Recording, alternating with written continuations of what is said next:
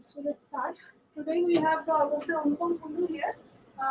Probably all of you know him. He is a faculty at ICTS. He works in the general area of static. So today he is going to talk about integrability, unusual chaos, and normalization in the collection of NANUPAM.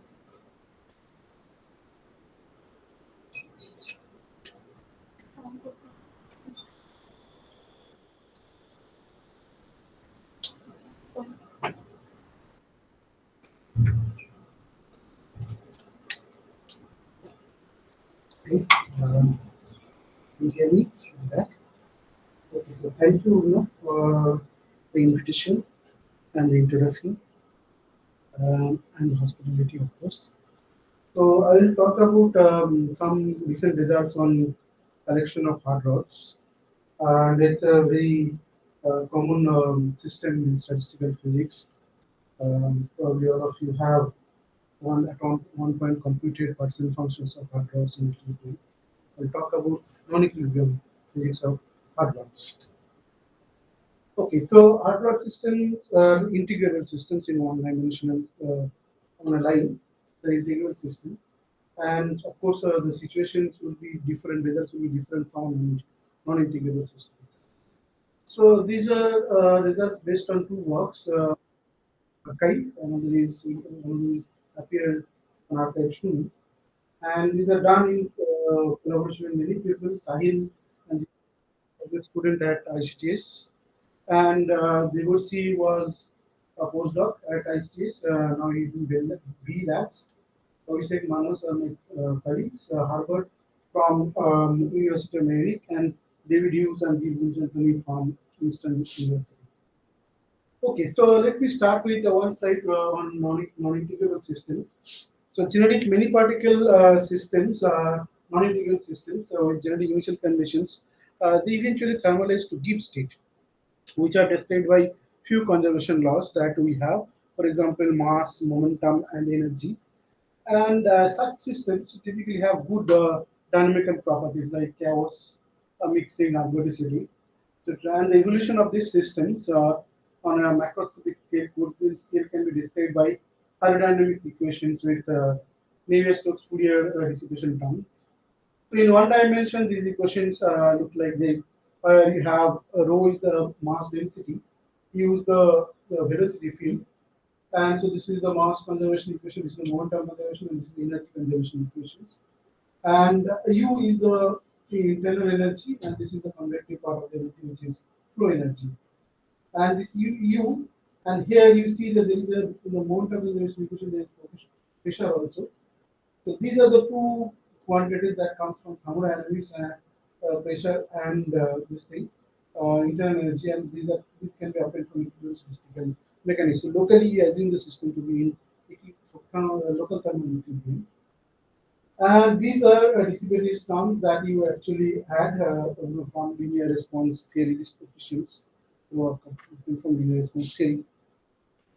Okay, but the situation for integral systems is different. For integral systems, you have extensive number of local conservation laws. Extensive means it scales with the system size. Basically, these are on microscopic language.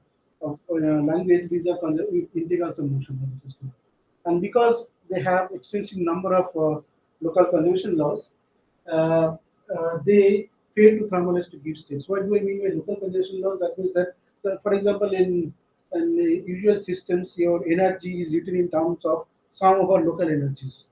So here also I am assuming the conservation laws, they have conserved quantities which can be written as some of our local conserved quantities, local quantities. Okay.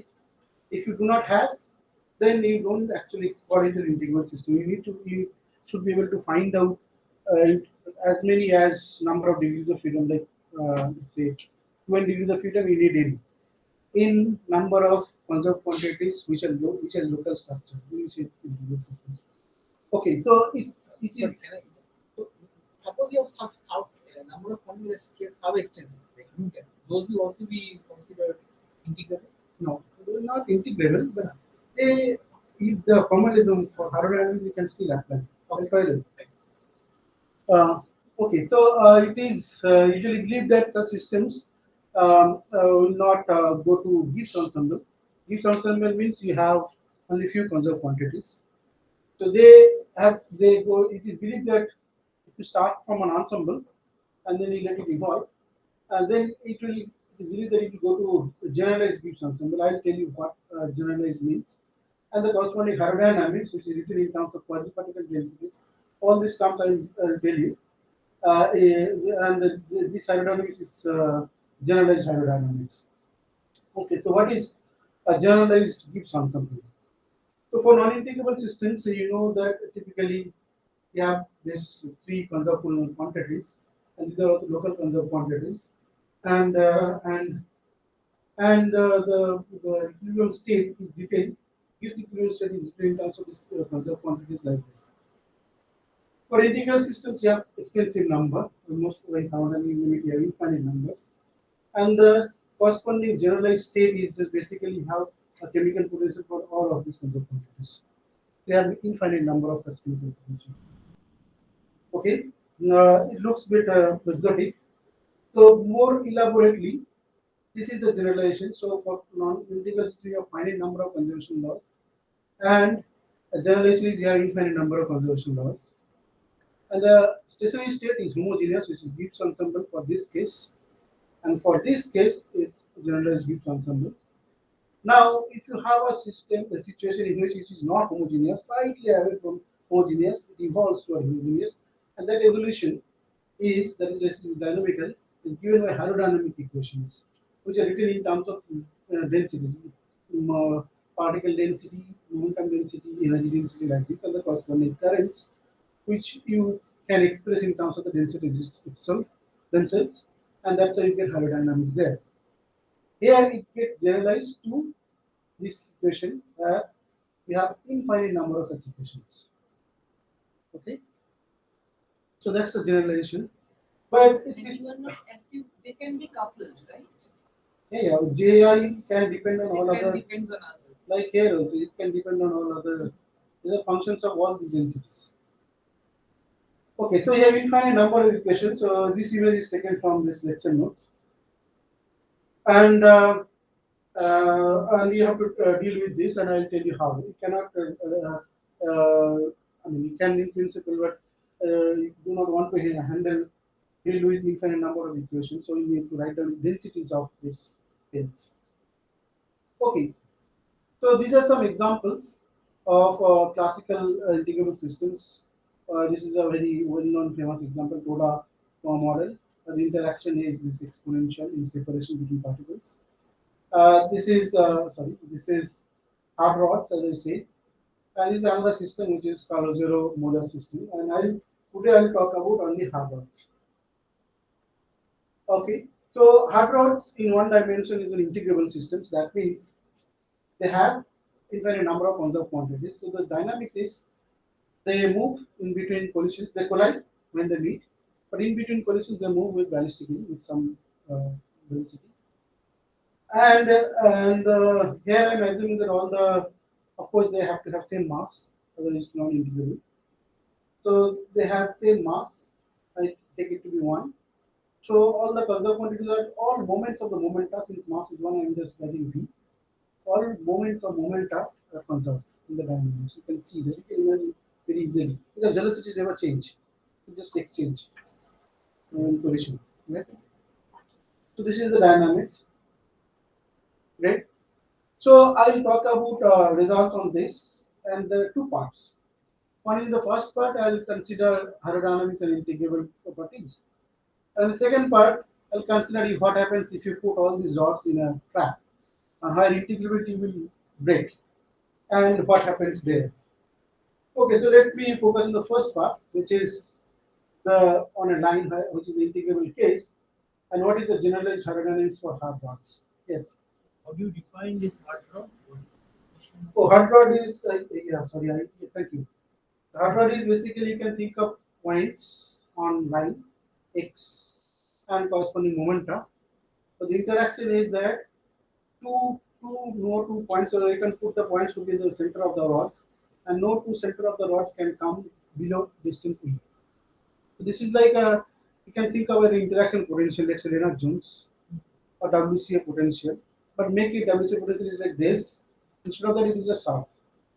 So hard sphere. So hard sphere is in three dimension. Yeah, but if I put hard sphere in 1D, It will be same.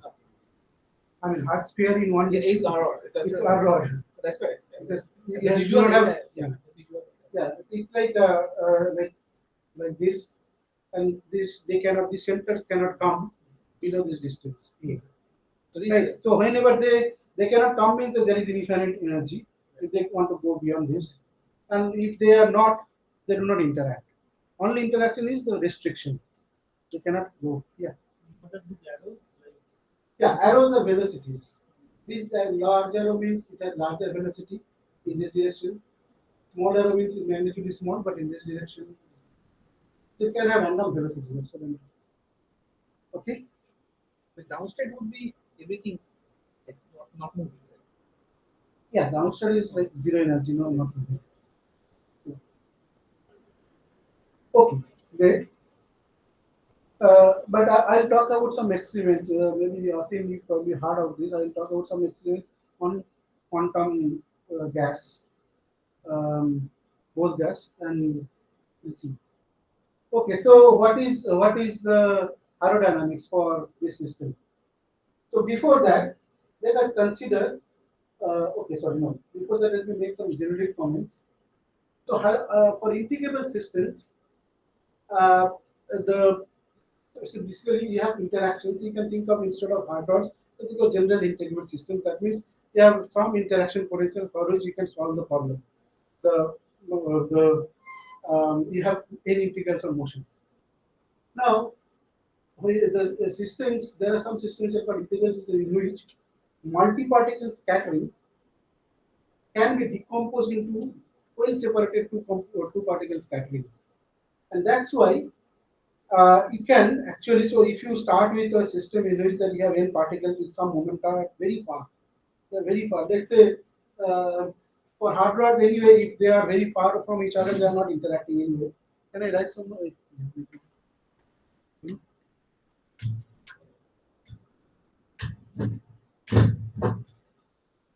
Okay. Let's say you have particles here, they are separated, and let's say example is of an interaction is xi plus 1 minus xi. You can see.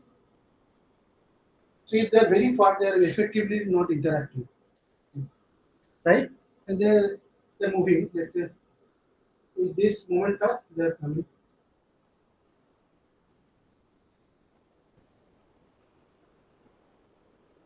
Okay. At some region they will meet, and then come closer. They will do some interaction, and then again they will go away. They will go away, right?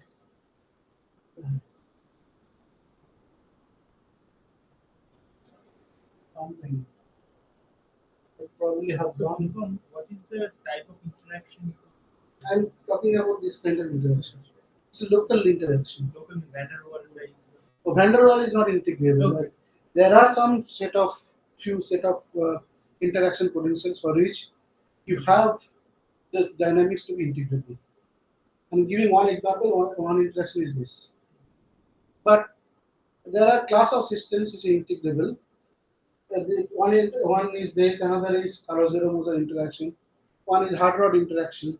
Okay, they'll come, they'll go. If this is P1, P2, P3, P4, P5, these are momentas. They come, and when they come here interact, the momenta will be something else. When they go away, the momenta of these particles will be from this set only. So when they go ahead, they will have all these momenta. I don't know whether this one will have this one. Some or not. permutation of Yeah, they can be permutated. Of course, the largest momenta in this direction will go there and like this. Such ordering will be there. so this is the property of the potential that you see. In This is general, a this will not be right. This is a property of integrability. Property of integrability. So, You have property integrability. of interaction potential which are integrable. So it rearranges moment instead of Yeah, change. but asymptotic momentas. And these are actually the Mazur quantities. If you start from there, under this, they will go there, these are these asymptotic momenta, and they'll remain conserved under this dynamics. Now you can think of that, which means why? Because all these interactions can be written in terms of two particle interactions. Okay, and each two particle interaction, if you look at, there are particles which come from this momenta, they do something, and they come out as two particles, but with the same two momenta. It was just probably rearranged. Okay, yes. Integrability means the system has in conserved quantities. You have in variables. Okay, integrals of motion. What is it? It is a classical system. Talking about classical systems. Okay, an integral means if you have n variables, so that n particles, then you have two n variables, n positions and momenta, and you have n conserved quantities, n integrals of motion, and each of them can be written as sum of local quantities. And if you have such properties, there is some connections. If you have such property, or you can define in this form also, that if your multi-particle scattering can be written as well separated two particle scattering always in the dynamics, then you will always have n integrals of motion. You can write local integrals of motion. Okay, that way also you can define integral system. Get all the trajectories, solve the question. Yes, I'll tell you. Okay, but all the conserved quantities I have told, no, it's this. These are all the conserved quantities. Okay, so why I'm saying that? So that means if you have a particle initially with momenta p, you can, except at the regions of scattering, you will always have particle with that momentum. One particle, not a particular particle. For example, this was the first particle, but at later time, maybe the fifth particle acquires this momentum. There were 13th particle acquires that momentum. So you always have a particle with that particular momentum. So a particular momentum will be followed by a particle. That is called a quasi-particle. So quasi-particle is basically a tracer. That means tracer is the velocity, asymptotic velocity, that actually may jump from one particle to another, and it follows that given momentum. So those are quasi-particles. So integral systems has quasi-particles. Okay, and for hardware systems also you have quasi-particles. For hardware is easier. The two hardwares are coming here and they exchange velocity. Here you see this thing is very, because this interaction regime is actually zero. So that is why you want the masses to be equal, to exchange velocity. Otherwise, they won't exchange velocity. Then it will not integrable also. Yeah, exactly. That's what I'm saying. So they exchange velocity here also. It's like this, but there is some region of scattering, but here it's zero. But they exchange. This equality, you said it holds asymptotic. So that means from the initial momentum, when you are comparing the momentum after that, no collision can take place. You are assuming that Yeah. You can after that there is no collision will no happen. collision can take place. Yeah, but these are but we can think of this collision between two particles. So let's say three particle collision. After some time, you can write it in terms of two particle collisions. But two particle collisions are actually in last time are very separated. So you can always have two particles separated, well separated through. You can always have two particles separated. So you can. And what if these collisions, for example, I only have two particle collision. I don't have to introduce temporal separation between inner three particle collision. Suppose I only have two particle collision. What if the collisions are really far apart from each other? So two particles will collide only once, unless there is an external force. No. Even these two particles collide only once, but then this one can collide with somebody Yes. else after a long time. Yeah, And I am saying that if these are, I mean, temporally separated. I mean, well Yeah, separated, that's what happens. do you expect this conservation to hold in between also? Yes, no, the conservations are still there. Identifying the conservation with asymptotic momenta, that you can do if you have well separated collisions. But you can always have conservation laws. Only thing is that you I'm don't talking know. about this identification, this Yeah, particular you can do concept. that. So even if collisions are diluted, I mean, Yeah, then you can do. then in between also it will hold. No, in between you cannot write in terms of this You momentum. cannot write, even if they are very But there are such conservation laws. Yeah, conservation laws is But part you, of the you can guidelines. identify them like this. But since they are very well separated and you are doing a coarse grained aerodynamics, these length and time scales are already in the. So you can always think of that you have a bunch of quasi-particles which has this kind of specific momentum and they're just moving. It's a gas of quasi-particles interacting. No, but in this, so in between two collisions, right? So if I have not obtained my asymptotic momentum, how are you how identifying that possibility? No, quasi-particles between any two particles. So let's say here you have two particle collision, and another one will be here. But in between you will have this one, then this one, and these two, and another one will come here, another will come here. So you'll have one quasi-particle here, this quasi-particle, and this quasi-particle interacting like this. What are you trying to say? So can the quasi-particle completely disappear between No. two collision events? Yeah, but they are, you cannot say quasi-particles, that's why they're not particles. So during interaction, they are not particles. It's like this, no? Like this. And then this region you don't know. But then it comes out like this. And this one goes and interacts with another one. Comes out. But in these things that Yeah, are but these connected. you are not interested. No, I understand. You are trying to do No, aerodynamics. I understand. But these two circles that you have connected, the leg, right? That leg is technically not the asymptotic momentum. Yeah, this is the activity movement. This is asymptotic. This is As soon as you are out of that this region, it's This is the movement. These are very short regions. Okay.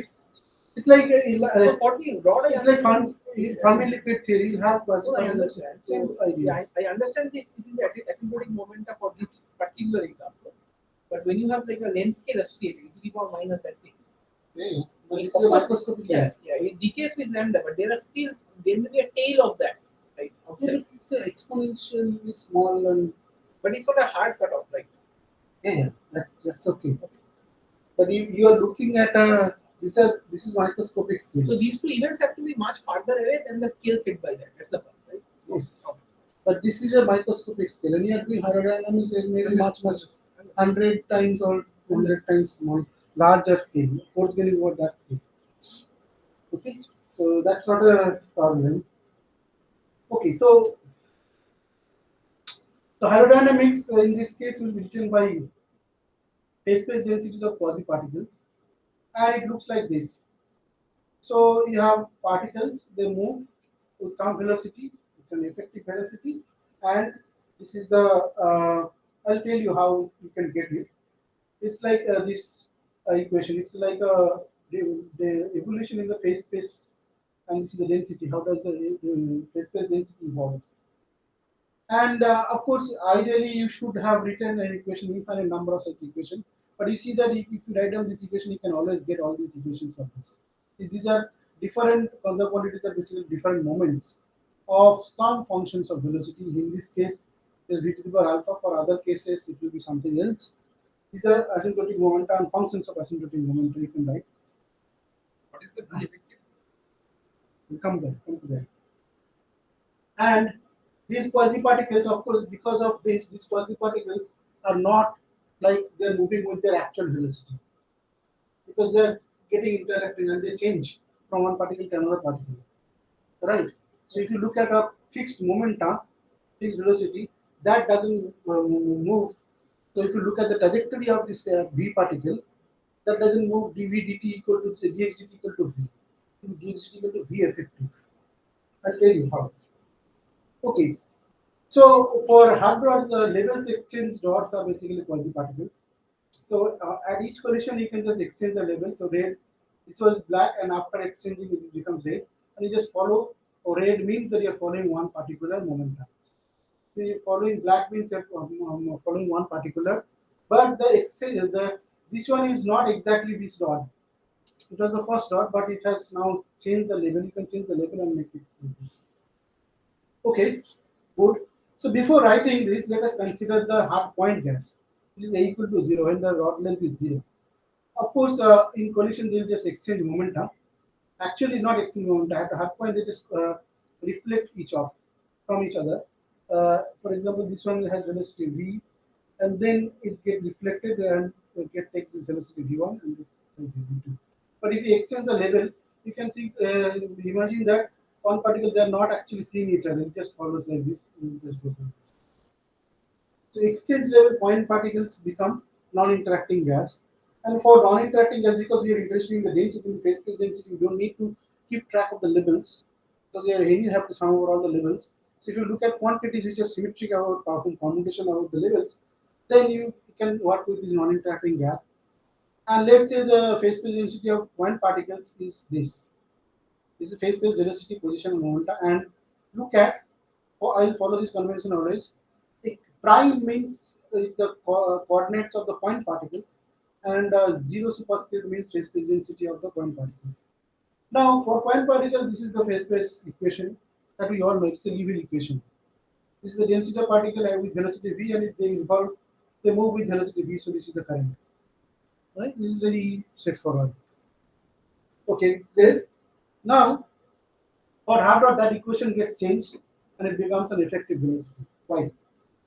Let me tell you. So for hard rod, let's say this was the hard rod, and if it did not see other hard rods, it would have come here after time t. But because it is getting collided with other rods, and I'm following a particular velocity, it actually gets changes levels. So initially it was, let's say, a 7 particle, then it becomes 6 particle, then like this, or it just changes level and it comes here. Actually, the rod is here. If it was not interacting, it would have come here. So in dt time, there is an extra displacement. And that extra displacement, you have to take into account into the velocity, right?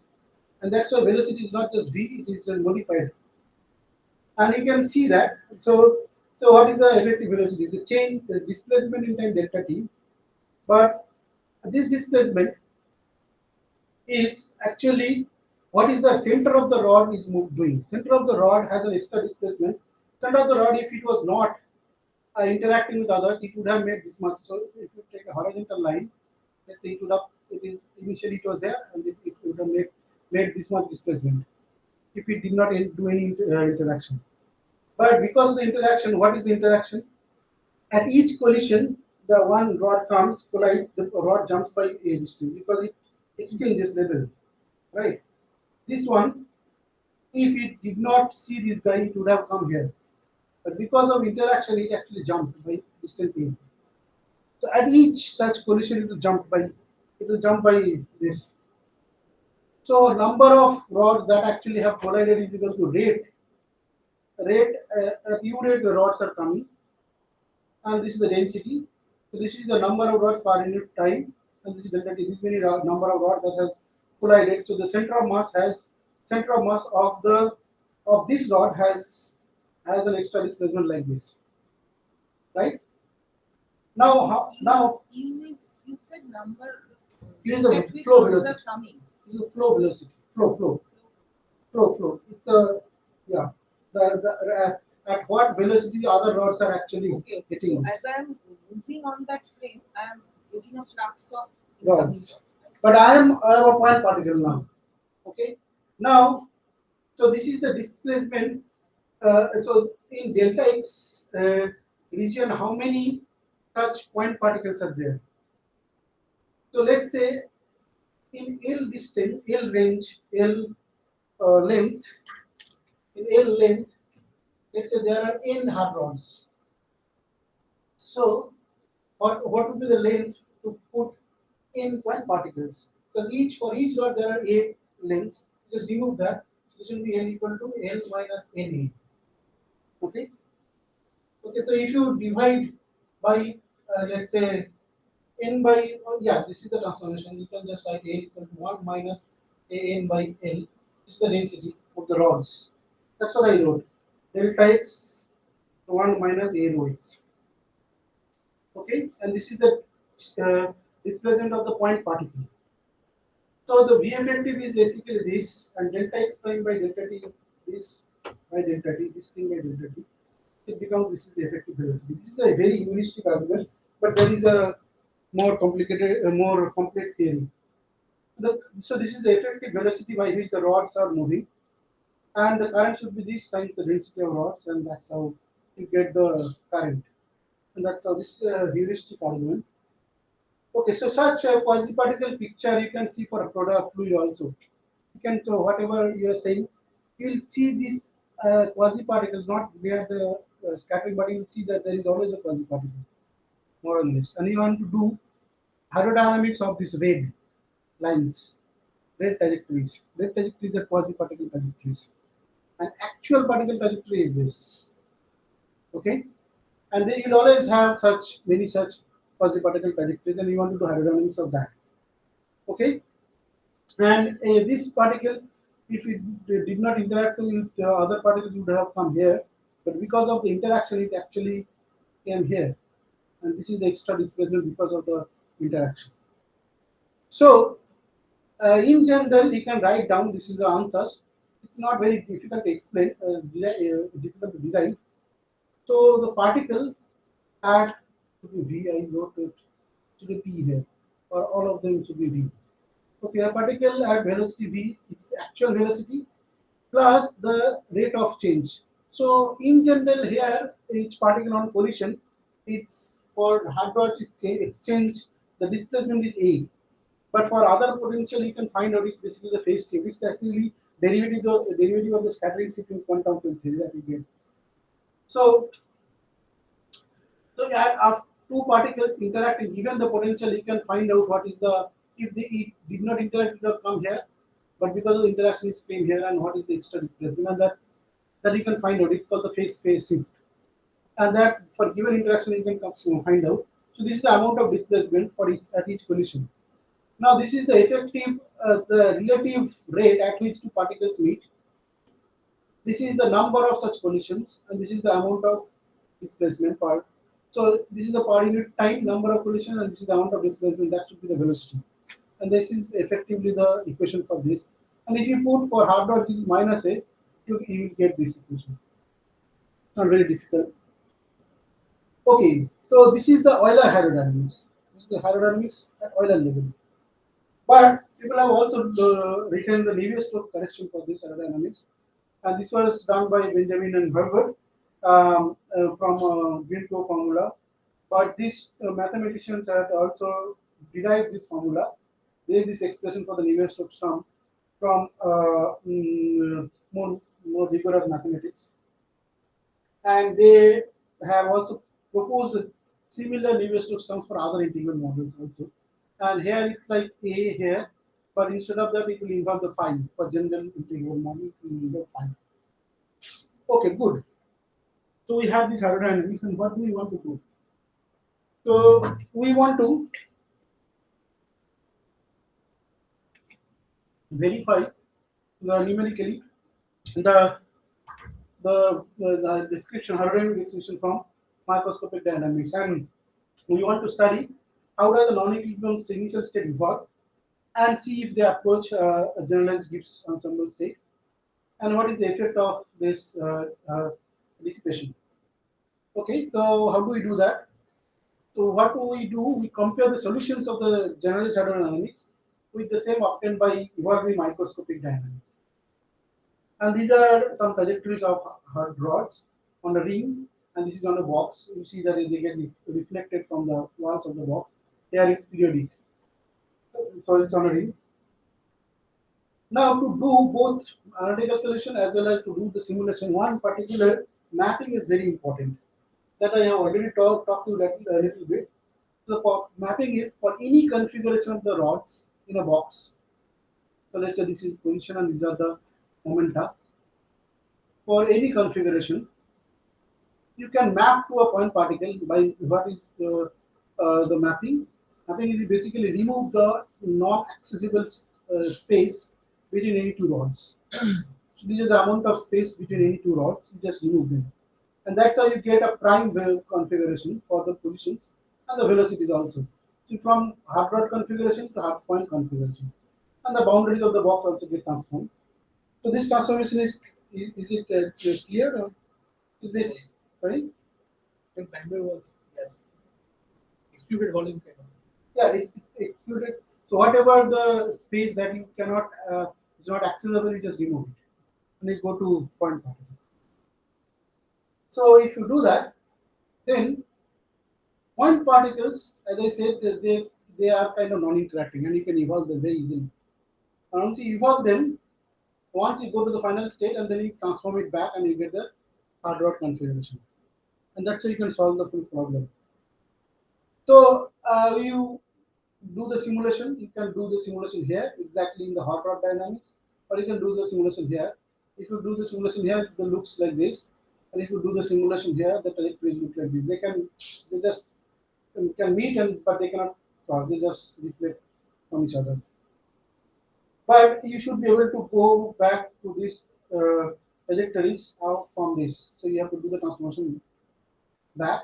So you go from one particle to hard rod, do the transformation back, and you get exactly the same trajectories. This is good. Now, the same transformation you can write into the aerodynamic level. This is the transformation. This is the point particle configuration, and this is the, let's say, this is the phase space density of point particles, which is this knot. The phase space density of hard rods, and this is the phase space density. If you take a marginal over V, then you get the particle density, and then this is the particle density. The marginal of the particle density is this. It should be X here. Anyway, so this is basically the number of point particles in position X. So if you have X prime plus the number of point particles in position X prime times A, that should be the position of the hot rod, which was at X prime. A point particle at X prime should go to X if there are this very number of point particles below X prime.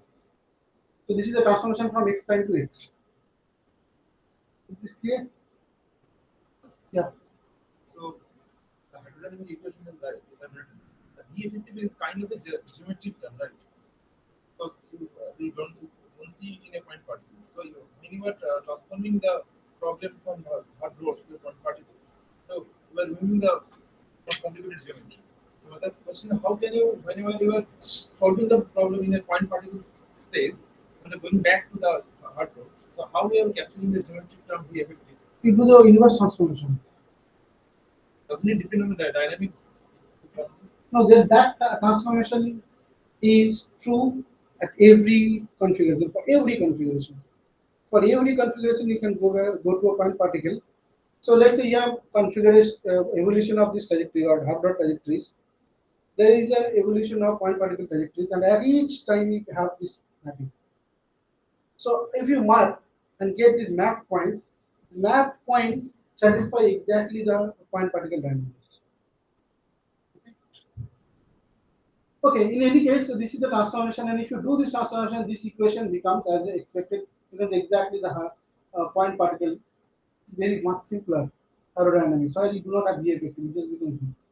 Maybe you explained this already. What is F naught? Capital F naught? Capital F naught is the marginal of the density profile. Cumulative. It should be function of X and T, right? No. Yeah. Yeah, this time should not be there. It should be X. So this is a marginal of this. Marginal means the density profile, so that means this is the number of particles in X. So number of point particles in X. So here there is a number of point particles in X prime. There is a point particle like X prime. X prime, and this is the number of point particles below X prime. Each of them will give you one A. So if you add this much amount of extra distance, that should give you a hard rod at X. That's the transformation. This is exactly the transformation I have used in the simulation. And if you do this transformation, this equation becomes this, as it should. It is very interesting calculation. And this equation is easy to solve. You solve it and transform it back to hard rods. Okay, so this is how we do, and we solve and we check if the system reaches time stationary homogeneous state. So we start from a state which is slightly inhomogeneous in density. Of course, the velocity distribution never changes, and we see how does it go from here to here. And if it goes there, then we say that it should be GG, because GG is a time stationary process. Yeah, sorry, time stationary state. Okay. So we see if it goes there, then we say that it will go to GG, and we check that whether it goes there or not. And while going there, what are the effects of reverse friction? So we check if there is spreading in the density profile. Okay, so we check it in the three initial conditions. One is a uniformly filled box, but left hand side you have all the rods have same velocity one. Right hand side you have velocity is distributed according to Maxwell distribution. Okay, so initially you have two components. One is component of velocity one particle which is called threshold dots, and these are called background dots. Why? They will become ultimately background. They will go here and this will fill the full box. And they have Maxwell velocity distribution, but both are uniformly distributed, so that means they have same go. Now this is an initially you have such separation. How does it evolve? So your velocity distribution histogram will have that delta function of that thing always hanging around with the background of the maximum. That's what you're saying. And that at time t also will always have this because velocity never mix. Will always have a delta function, but this will have time dependent form. But this will mix. Now x and v will come kind of here it was product, but now it will be not product. Okay, but marginal will give you background density, and the x marginal will always give you the Maxwell distribution. And these are the profiles that we get. So this is the initial profile for the layer special rods. And these are the initial profile for because these are on the left half, these are on the right half for the background, and they evolve. This is how they evolve. You see the dashed lines are simulation, and these are Euler equations. I am not going into the details of the. So each color is a time step. Each color is so this is 1 0, this is 10, this is I think 40, this is I think 60, this is 80, like this. Okay, and you can see that it goes and then comes back. You see that there's a wrapping up and then it comes back. You see there it's like this. Like this. So it's like goes and then folds back. Like this. Okay. But if you focus, so you see it matches pretty well with the Euler solution of the Euler GSD. But if you look at near the sock, you see there is some mismatch, and that happens because of the dissipation time. If you zoom, you see there is some spreading at small time. And that scaling has a scaling of square root t. If you do scaling, they all kind of collapse. And that is not very difficult to understand. You see that this particle, the spreading of this shock of this component, this will change the position of this thing of the rightmost particle will change depending on the different initial condition. At different initial condition, it at the same time, let's say at this time, this this rightmost particle will reach either here or here or here or here. Why? Because the number of rods from this component that has entered will also give you extra displacement of this, and it is also moving. So the number of rods that has entered here will change from one relation to another relation. There will be a fluctuation. And the number of rods that will enter here till time t of will also have a distance of order t. So the number of rods over order t from here will be proportional to t, and the fluctuations of such number will be proportional to the mean also, because these are first process. Initially, I have chosen the rod positions to be independent. Okay, and so the fluctuations will be the mean. Fluctuation means this. I'm saying variance will be proportional to the mean. So the standard deviation is square root of the mean, and the mean number will be proportional to the time. This will not, so that means the spreading will grow with as square root t with time, but it cannot grow. It can do so only in the infinite line and in infinite system size limit.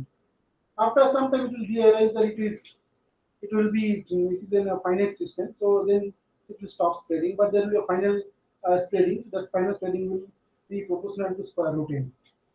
So these are for different system sizes. This is a final spreading. It does not after this time it doesn't spread anymore.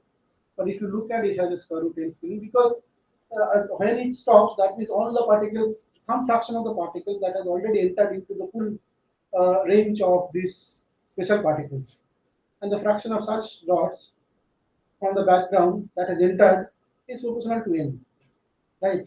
And then that is the mean, and the fluctuation will be square root of that.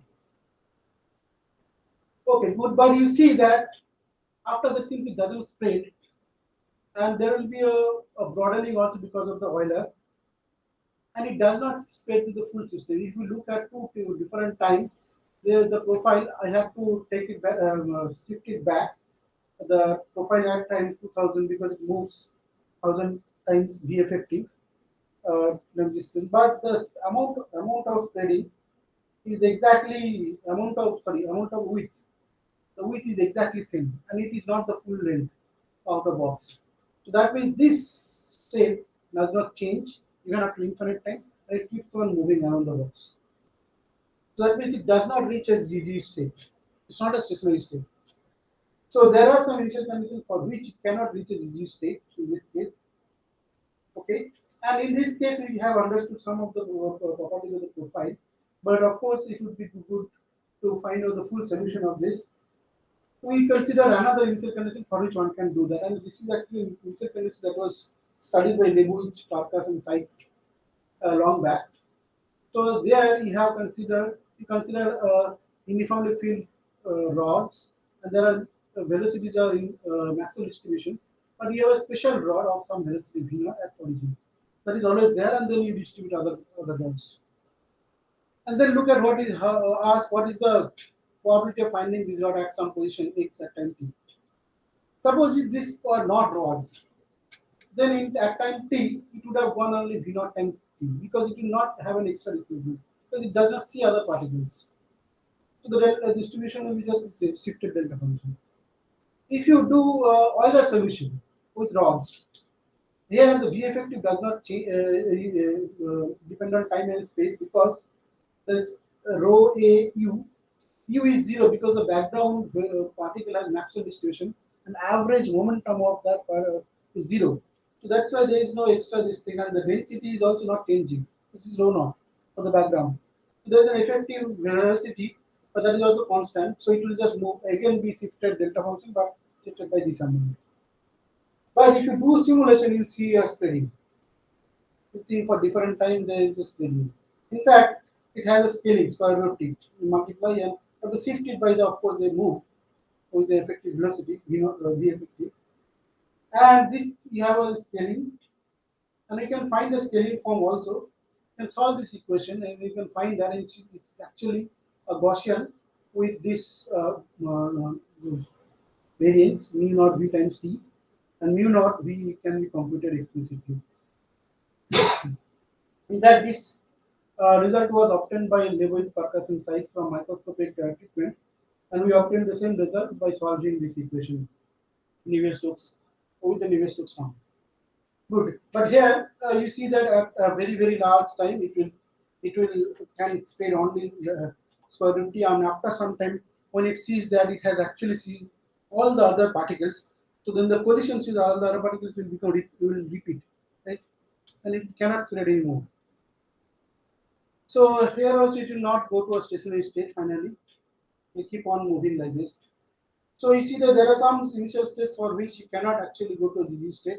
And it seems like whenever you have similar velocity distributions into your initial state, you fail to get to GG state. But if you look at an initial condition like this, which is like free expansion, or all the rods are in the left half of the box, and they have Maxwell distribution, if you let them evolve, it spreads, and let me move to go away, uh, and uh, and it actually finally go to a uniform velocity, density, and velocity distribution becomes.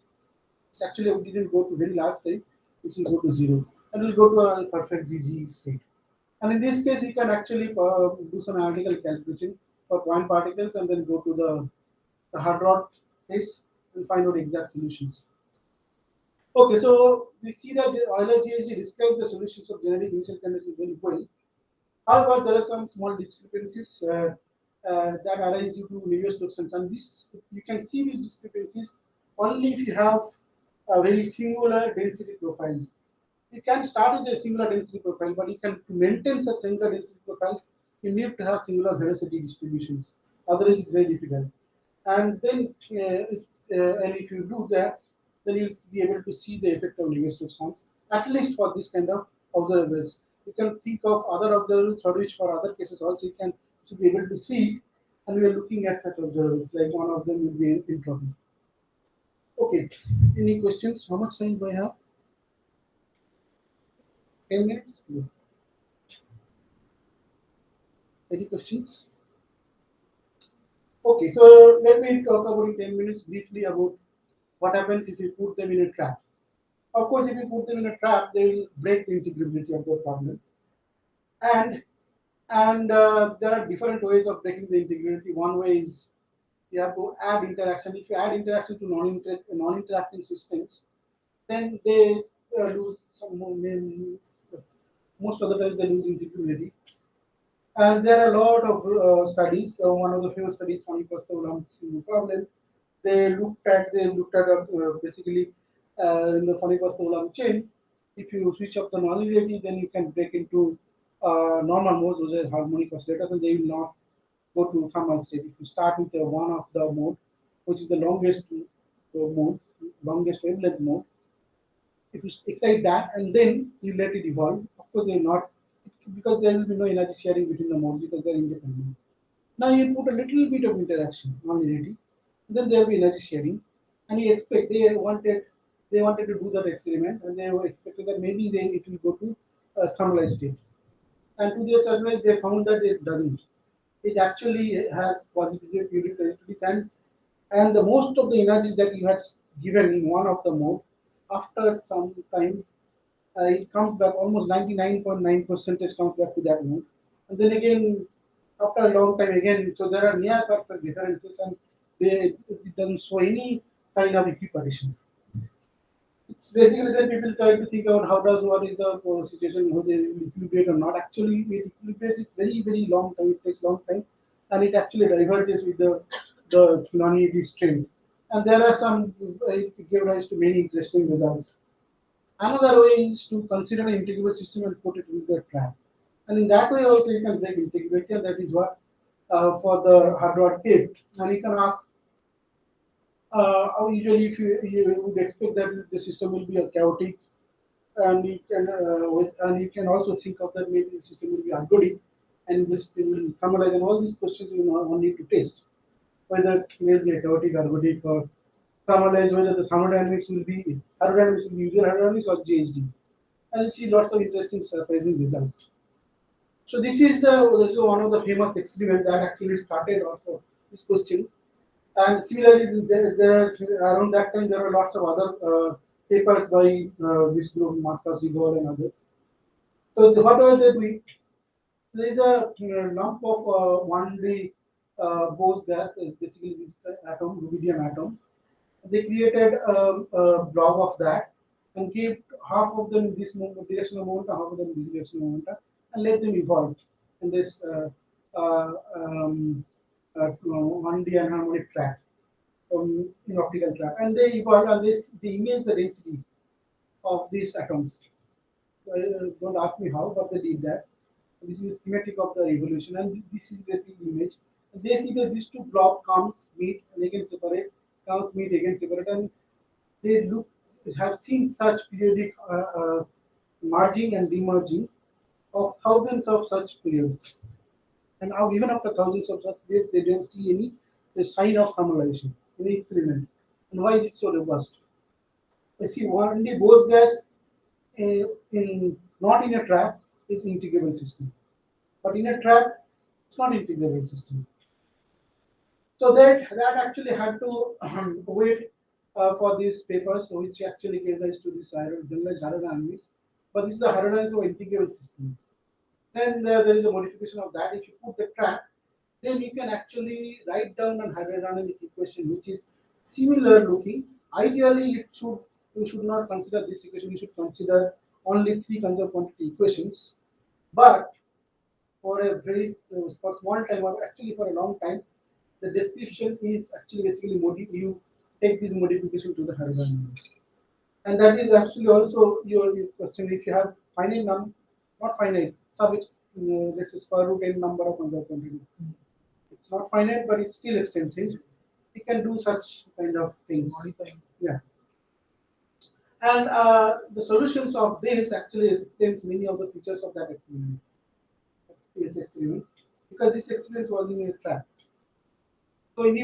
So then there are predictions of the generalized hydrodynamics, and those are verified experimentally also. This is another paper. Okay, so the 2 points from these studies that I would like to tell you is that short-term dynamics of trapped hard rods can be described by modified palette scale GHD, which is this one.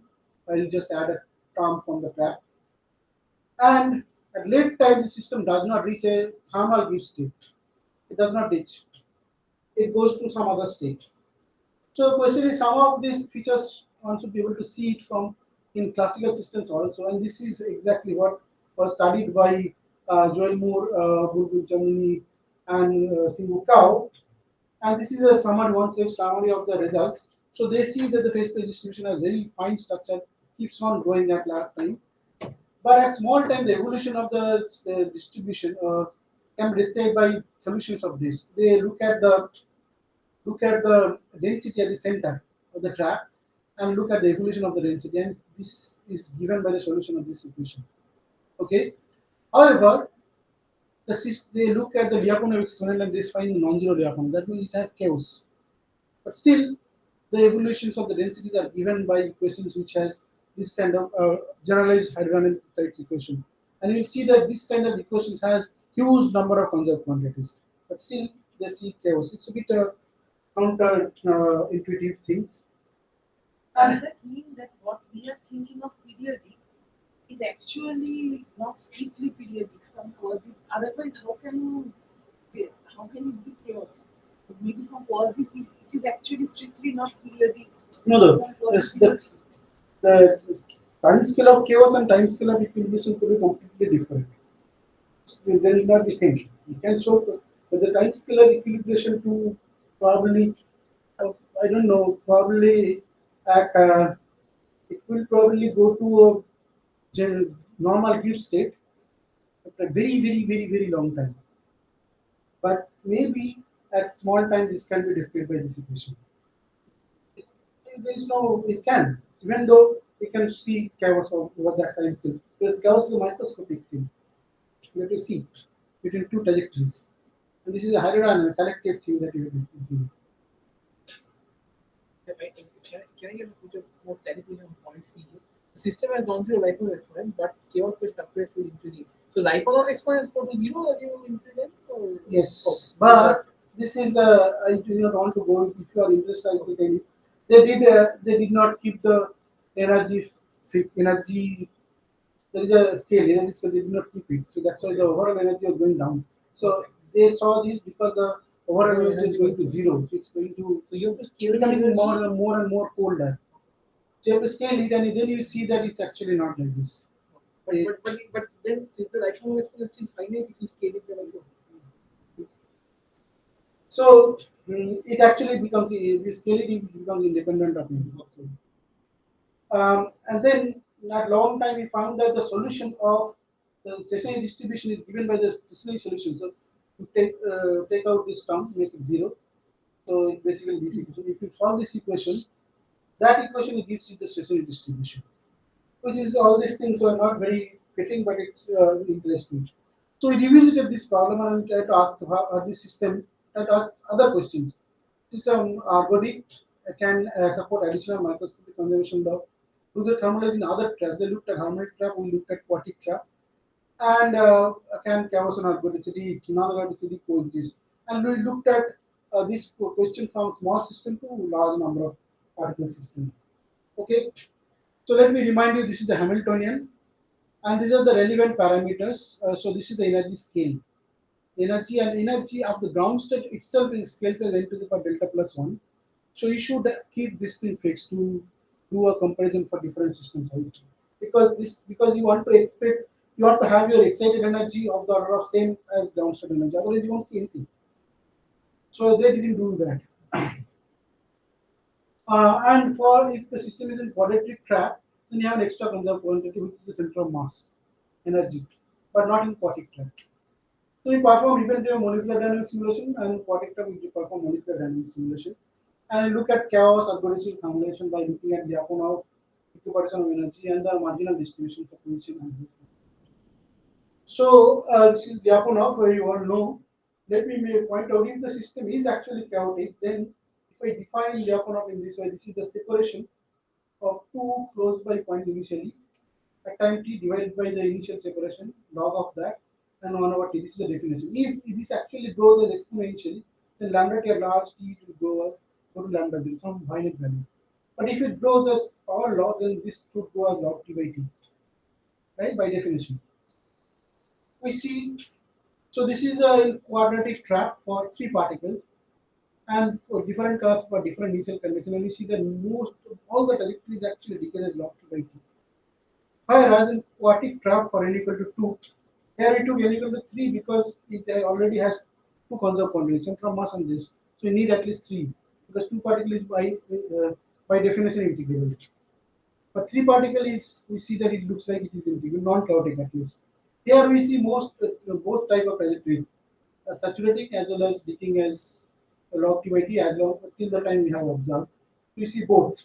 And these initial conditions are chosen macroscopical ensemble of the conserved quantities. Here these two and here only energy. Okay. And there are some dynamics by which we can actually sample this, which we know that it will be microdynamical, uniformly distributed. You can modify these dynamics by exchanging random exchanges of moment, and that makes it algorithm. So when you say both chaotic and regular, you mean a certain part of the phase space Yes. things could be okay, fine. So this is the point section. For the quartic case, you see very regular, but for quartic trap, you see there are scattered regions, but you have pockets. And in these pockets, you have regular point section as well as this. So if you start initial condition here, it never goes here. Start here, it never goes there. So you have regions, and in different regions, you have different lambda versus T. So you have both chaotic or regular, but it's not algebraic both cases. Good. What happens at n equal to 4? N equal to 4 also we see the huge sensitivity of initial conditions. You get lots of it goes as log O or log T by T, some of them converging. And if you look at the temperature, kinetic temperature, which is the running time average of the kinetic energy, they all also depend on initial conditions very sensitively. And that's why it's good to talk about the distribution. You look at the distribution of this at different times, at different time slices, and look at this and you see that a large time they actually converge till the time we have observed. And these are the distribution of the conserved distribution at different n. If there are very small n, you have a very large peak at lambda equal to 0. Lambda equal to 0 means those trajectories which are decaying as log T by T. You have a peak, but as n increases, this peak disappears and there is a peak. But if the system was ergodic, you should have one lambda. There should not be any width of the lambda distribution because there is only one lambda, right? So the finite width means that there could be some other chaotic islands corresponding to different values of some other conserved quantity. And same thing is observed here. But for quartic trap, the situation is different. It actually becomes narrow, and this is basically different initial condition converges to same values of lambda. And you see the distribution actually becomes narrower and sharper with square root. It has this scale. So here you see equipartition also in this case in the quartic trap. Okay, so if you look at the average lambda versus E, not N. So for different n, it actually falls. So, but if you look at the value of E, with increasing E, it actually decreases. But at a fixed E, but if you change N, all of them are the same value. You understand what I'm saying? So it doesn't decay with N. They said that N to the power minus 1, but it's not that. If you fix E for different N, 34, all of them are the same value. But with E, it decays. But this is not the case for quartic trap. It actually increases the square root E. So completely very different behavior.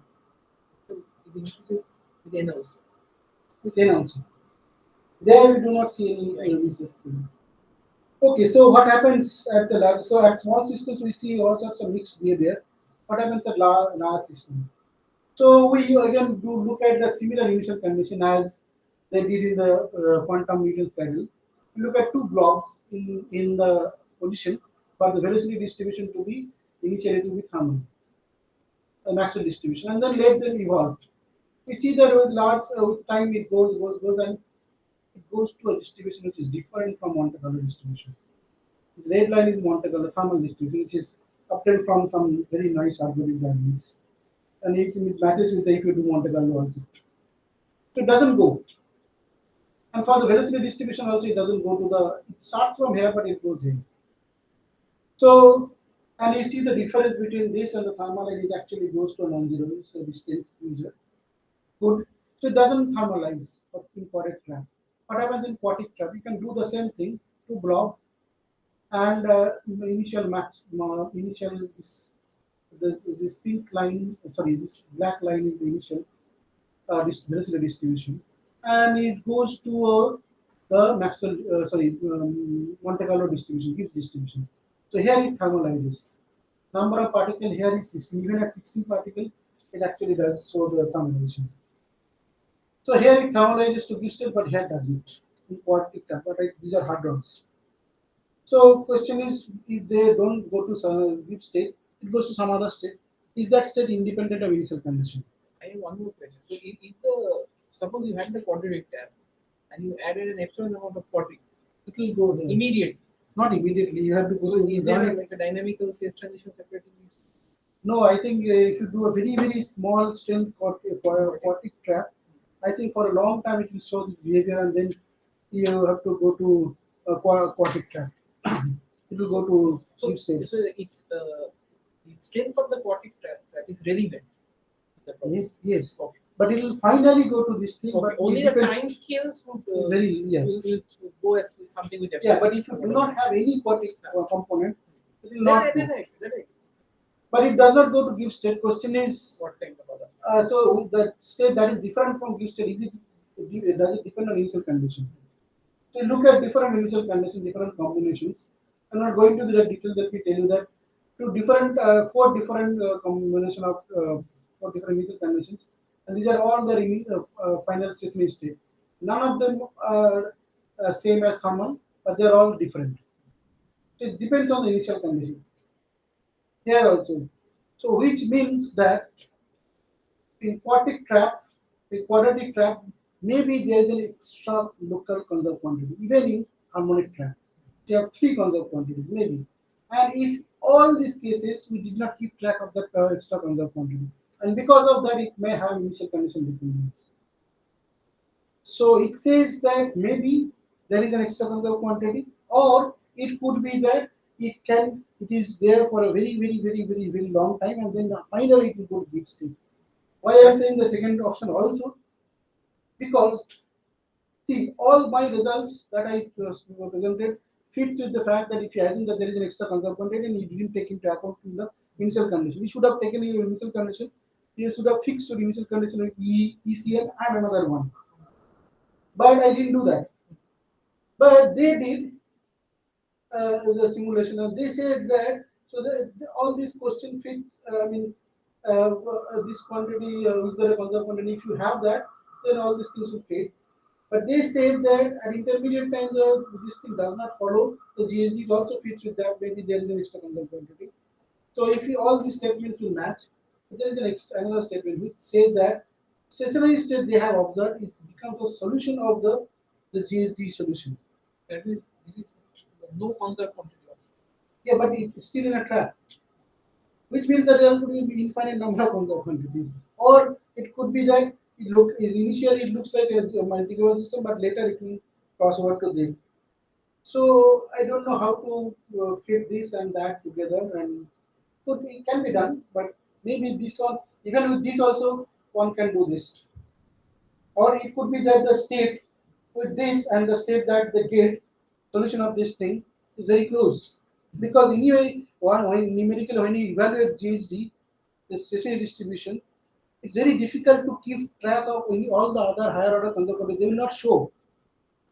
To see the effect numerically, it's very difficult. Only few of them. So if you take 3 and 4 or 5 conserved quantities in the GHD, 4 5, even if you draw, it will look like even if you had taken 3. So maybe that is what we have to check again. Okay, so I'll thank you for your attention. This is the conclusion. Questions? You can also check if there are any questions from online people.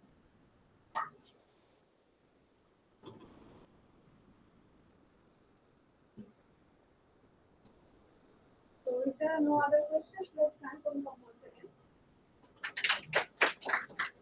So, of course, calculating what off will probably not give you any more further information. In this Yeah. instance, no. Oh, yeah, I understand. But photosynthesis case will grow exponentially. No, because they Because already there have is one the stable. yeah, they already have the so should Oh, out of time.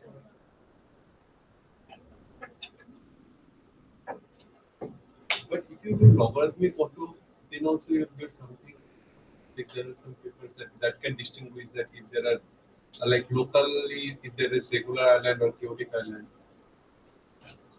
Logarithmic auto. What is logarithmic auto? Like they take an average of these Lyapunov exponents and they can say distinguish between them.